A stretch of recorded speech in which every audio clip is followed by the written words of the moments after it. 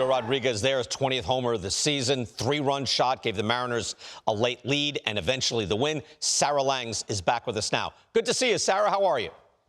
I'm great. How are you, BK? Excellent. Give me something on Julio Rodriguez. Again, his numbers had been good until recently, but not great. Now they're getting a lot better. Give me something on him. Now they're getting pretty great. So as you mentioned, that was his 20th home run this season. He's already way past 20 stolen bases. He becomes just the second guy in MLB history with at least 20 home runs and 20 stolen bases in his first 2 career seasons. And the other guy was in the other dugout when he hit that home run, Bobby Witt Jr. And I love that these guys showed doing this last year, that this is not a product of the new rules, disengagements, what have you. This is who they are. We've seen it. So nobody should be thinking that this is a product of anything other than really, really good players. And he had an incredible series. So he ends up with 12 hits, the most in a series in Mariners history. And if you look at the last 2 days for him, he had 9 hits, a 4-hit game, and then a 5-hit game. He is the youngest player with 9 hits in a 2-game span since Frankie Hayes in 1936, which is absolutely incredible when you think of the incredible crop of young players we've had, especially in recent years.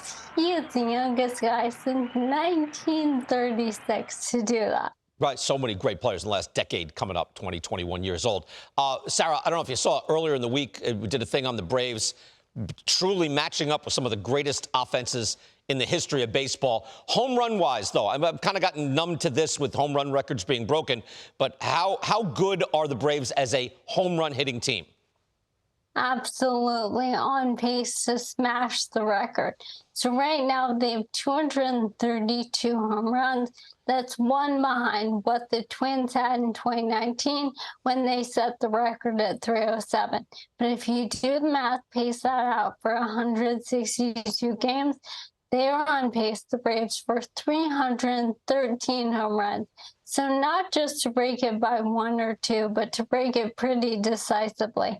And what I love is that they already have 22 home runs. They've gone at least 450 feet. They're not hitting cheap home runs. They're hitting absolutely crushed home runs. That is already the most by any team in a single season under StatCast. And all of the teams that they passed in the top few on that list played in Coors Field. They're playing in Colorado. And here they are playing primarily in Atlanta, not getting that help from the thin air or anything else. And as you see, I mean, look at these. These are not like, oh, we're breaking the home run record and they're all going 400 feet. Yeah. They're crushing these home runs. Right. 470, it's like a lot of 470s in there. You're right. Through the history of the game, whether it's Polo Grounds, Yankee Stadium, Short Porch, a lot of the big records have been set with kind of a close-in fence. Not the case here. I want to get to this. I know Luis Arraez, Sarah, has gotten a lot of publicity, has deserved it. It's a fantastic trade on one end. Looks like it could be a very good trade on both ends with Pablo Lopez. He's really coming into his own. Tell us. He really is. So he's on the mound tonight. I wanted to give him a little love. He has turned into a really good strikeout pitcher. So he has 30% strikeout rate so far this season. He is top 5 in the majors. When they made this trade, I don't think anyone would have said, oh yeah, he's going to turn into a strikeout guy. That isn't what he had been doing, but you look at this, and this is not the echelon he had been in. He had been on the Framber Valdez list, right? He had been the guy who was getting ground balls. We were thinking, okay, having Carlos Correa behind him is really, really going to help him. Instead, he said, you know what? I got this, swing and miss. And part of what has really made it happen for him is getting ahead. So if we take a look with StatCast powered by Google Cloud, you can see his first pitch strikeout rate, 70%. He is at the top of this list. Getting ahead, getting strike one. And again, this is like 8 percentage points higher than he has ever been. So this is a concerted effort to really get ahead, get strike one, and eventually get to strike three. And it's really cool to see when a guy transforms on a new team.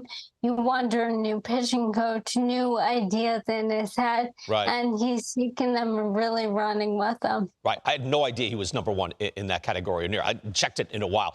Give me something on the Dodgers, Sarah. An 11-game winning streak, obviously consistently excellent all around as an organization. What do you see lately? I mean, what a moment for Austin Barnes last night. He has had, as Dave Roberts said post-game, definitely some struggles this year.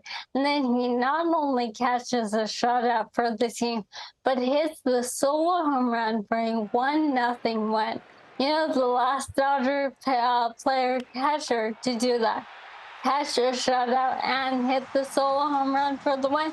It was him on July 24th, 2021. I thought that was amazing. I figured Will Smith would have done this. And there's only a handful of Dodgers catchers since 1901 with 2 games like that. Diner Navarro had 2 in 2011. Mike Piazza had 2, Johnny Roseboro, of course, way back in the day. But Austin Barnes up there, I just thought that's incredible. And that's why I love baseball, because he comes up, he's not who you expect to give them that offensive boost. And he said, no, I got this, and calls a great game behind the plate while he's at it. I'm glad you didn't quiz me on that, because you were asking, and I'm like, Steve Yeager, Roy Campanella, Johnny Roseboro, though. I would have gotten a while before I got Johnny in there. Sarah Lang's with us every other week, and great to have you back on here. Thank you so much, Sarah. We'll see you soon. Thanks so much for having me, BK.